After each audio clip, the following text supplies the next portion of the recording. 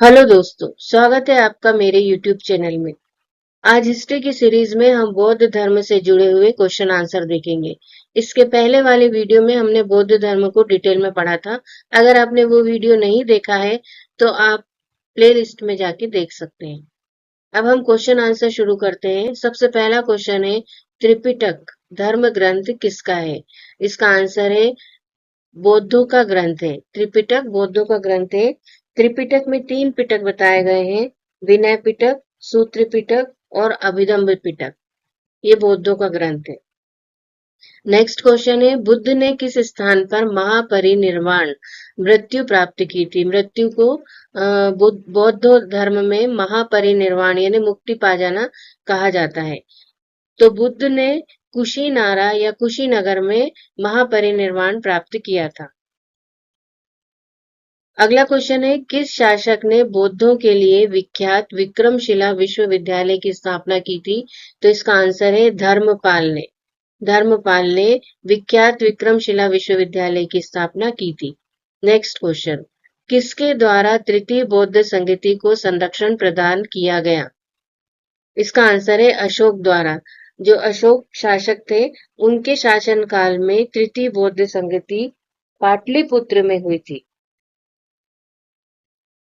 Next question, बौद्ध ग्रंथ पिटकों की रचना किस भाषा में की गई है? ये जो त्रिपिटक है, इनकी रचना किस भाषा में की गई है? तो पाली भाषा में की गई है। पिटकों की रचना पाली भाषा में की गई है। नेक्स्ट क्वेश्चन, किस शासक के शासनकाल में नेपाल में बौद्ध धर्म का गमन हुआ था?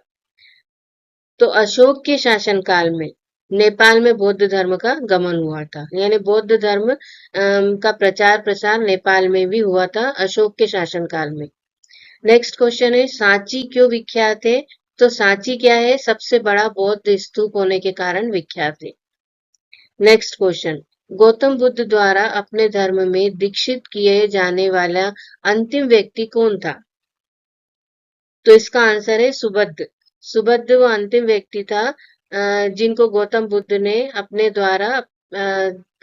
द्वारा दीक्षित किया गया था। नेक्स्ट क्वेश्चन, प्राचीनतम विश्वविद्यालय कौन सा है? तो इसका आंसर है नालंदा विश्वविद्यालय। ये प्राचीनतम विश्वविद्यालय है। नेक्स्ट क्वेश्चन, किस भाषा का ज्यादा प्रयोग बौद्धवाद के प्रचार के लिए किया गया है? तो उसका आंसर है पाली भाषा। पाली भाषा में बौद्धवाद का प्रचार किया गया है, क्योंकि उस समय जनसाधारण की जो भाषा थी वो पाली भाषा थी।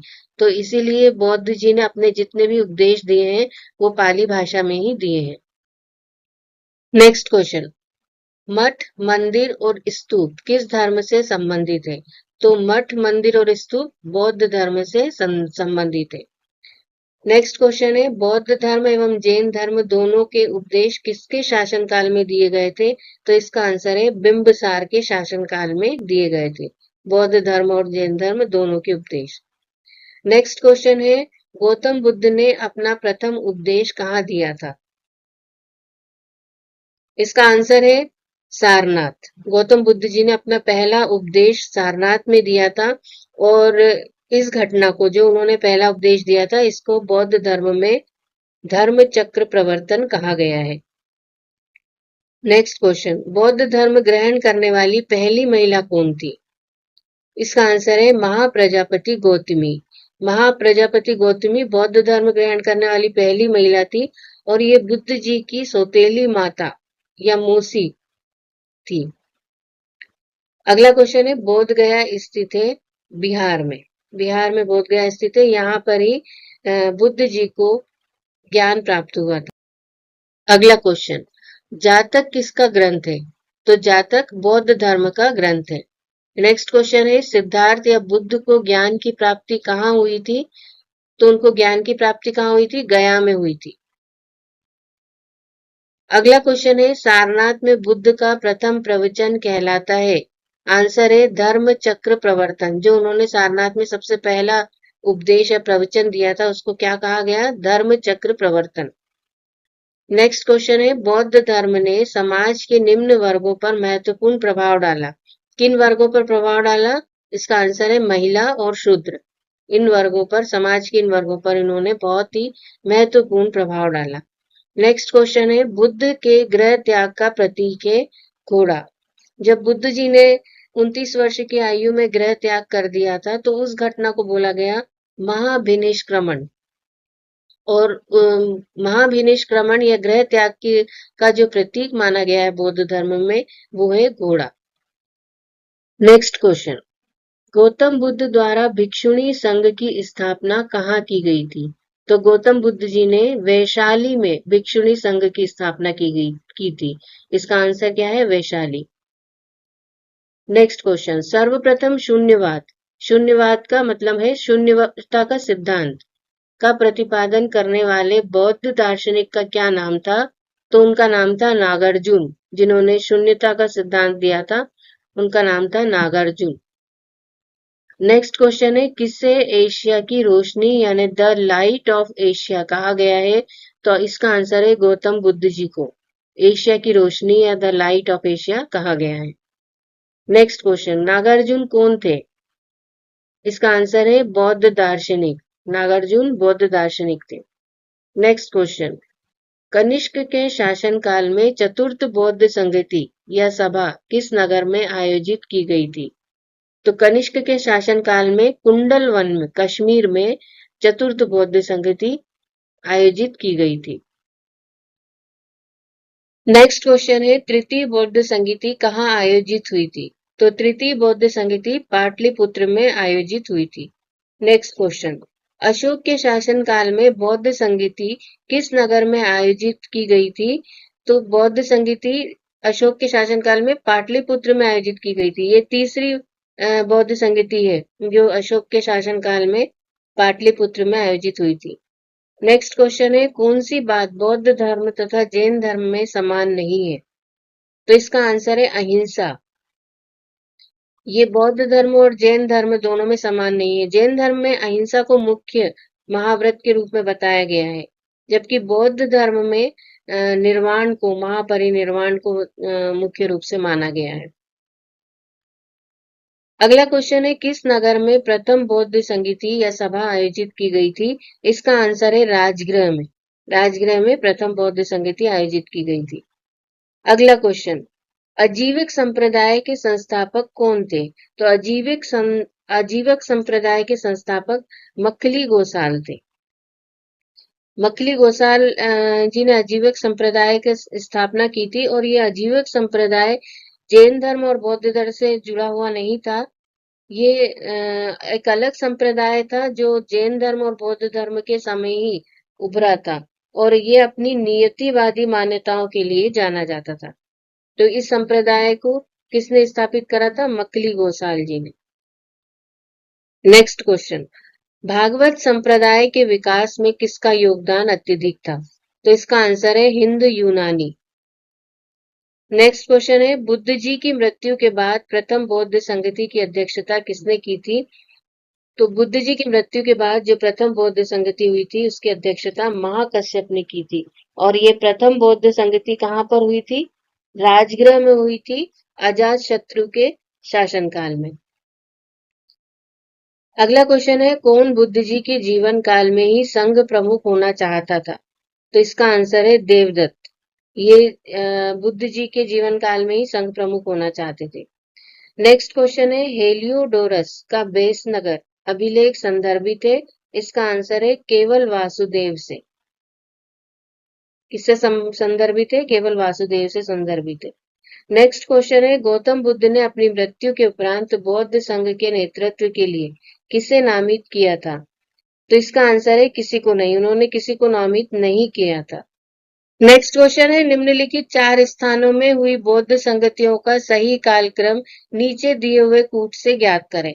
तो कौन से कालक्रम है? सबसे पहला है वैशाली, फिर राजगृह, फिर कुंडलवन और पाटलिपुत्र। ये 4 जगह पर 4 बौद्ध संगतियां या 4 बौद्ध सभाएं हुई थी।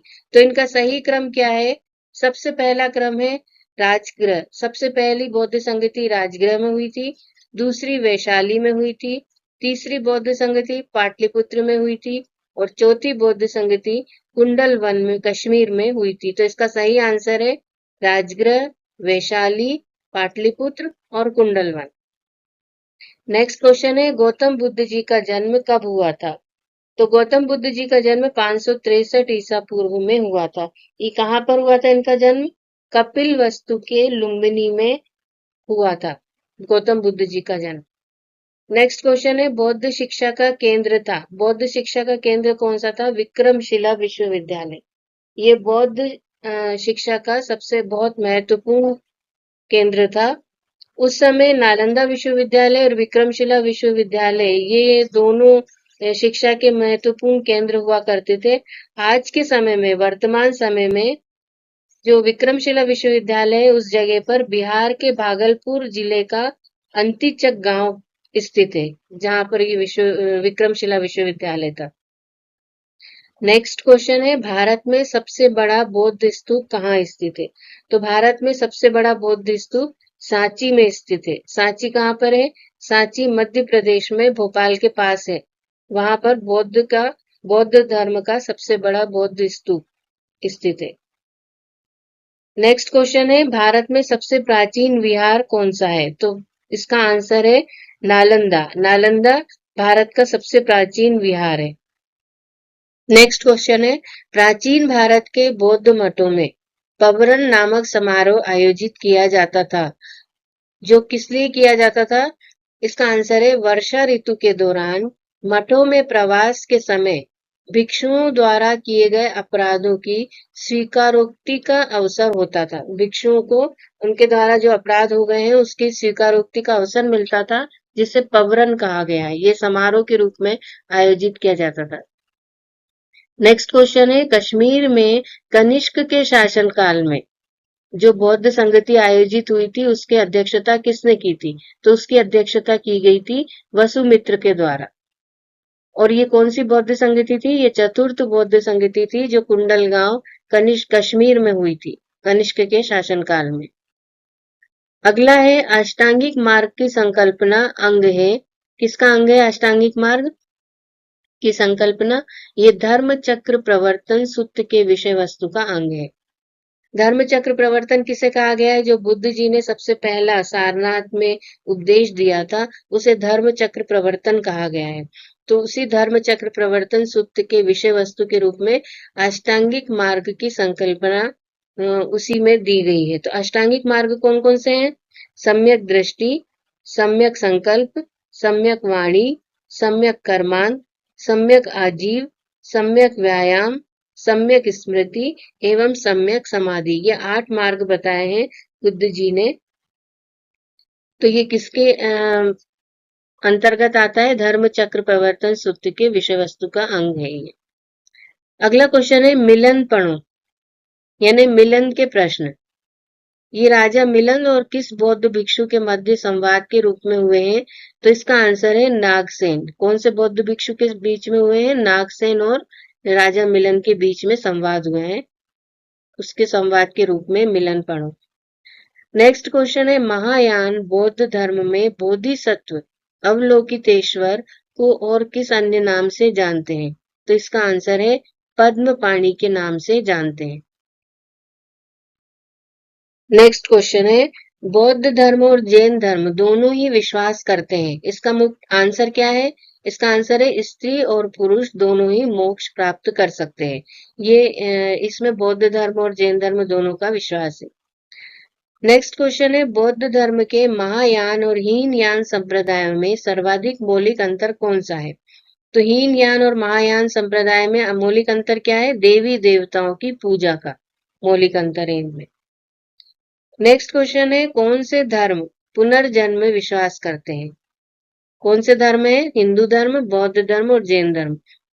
तो हिंदू धर्म, बौद्ध धर्म और जैन धर्म तीनों ही पुनर्जन्म में विश्वास करते हैं। नेक्स्ट क्वेश्चन है बौद्ध संगतियों के 4 आयोजकों का सही क्रम क्या है? तो बौद्ध संगति जिनके शासनकाल में हुई थी उनके सही क्रम बताना है हमको। तो सबसे पहली बौद्ध संगति अजातशत्रु के शासनकाल में हुई थी। तो अजातशत्रु, कालाशोक, अशोक और कनिष्क ये इसका सही क्रम है। पहली बौद्ध संगति अजातशत्रु के शासनकाल में राजगृह में हुई थी। दूसरी बौद्ध संगति कालाशोक के शासनकाल में वैशाली में हुई थी। और तीसरी बौद्ध संगति अशोक के शासनकाल में पाटलिपुत्र में हुई थी। और चौथी बौद्ध संगति कनिष्क के शासनकाल में कुंडलवन कश्मीर में हुई थी। नेक्स्ट क्वेश्चन है त्रिपिटक का अंग नहीं है, तो त्रिपिटक का अंग कौन सा नहीं है? जातक। ये त्रिपिटक का अंग नहीं है। त्रिपिटक के 3 अंग हैं, वो कौन से हैं? विनय पिटक, सूत्र पिटक और अभिधम्ब पिटक। ये त्रिपिटक के अंग हैं, लेकिन जातक त्रिपिटक का अंग नहीं है। तो ये बौद्ध धर्म से जुड़े हुए 50 क्वेश्चन हैं। अगले क्वेश्चन, बाकी के बचे हुए क्वेश्चन को हम आगे वाले वीडियो में लेंगे। अगर आप नोट्स पढ़ना चाहते हैं तो लिंक डिस्क्रिप्शन में दिया गया है, वहां से जाकर आप नोट्स पढ़ भी सकते हैं, डाउनलोड भी कर सकते हैं। अगर वीडियो पसंद आए तो लाइक और शेयर अवश्य करें। इसी तरह की जानकारी के लिए चैनल को सब्सक्राइब करें। धन्यवाद।